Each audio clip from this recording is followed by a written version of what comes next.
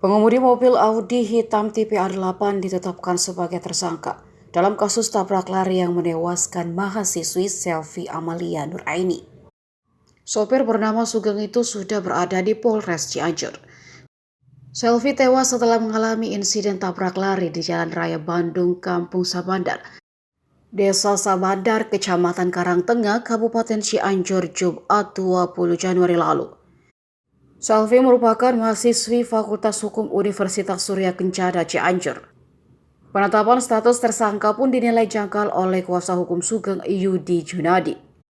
Sebab ia menilai kliennya, dalam hal ini Sugeng, belum pernah dipanggil untuk pemeriksaan. Sugeng juga langsung masuk dalam daftar pencarian orang atas kasus tersebut. Yudi pun mendatangi Polres Cianjur bersama dengan Sugeng untuk mengklarifikasi penetapan tersebut. Ia juga membantah kliennya melarikan diri.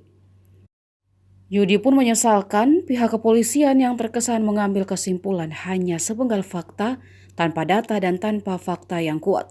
Padahal sebelumnya Sugeng sudah membantah jika bukan mobilnya yang menabrak korban.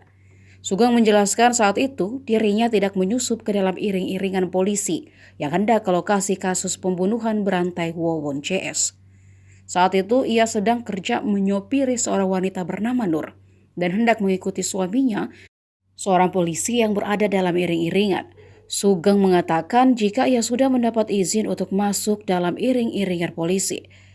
Dalam perjalanan, Sugeng mengaku sempat memperlambat laju kendaraan karena melihat pengendara motor yang dikendarai korban Selvi oleng.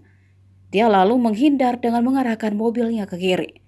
Dia menduga mobil yang di belakangnya lah yang menabrak mahasiswi Cianjur tersebut.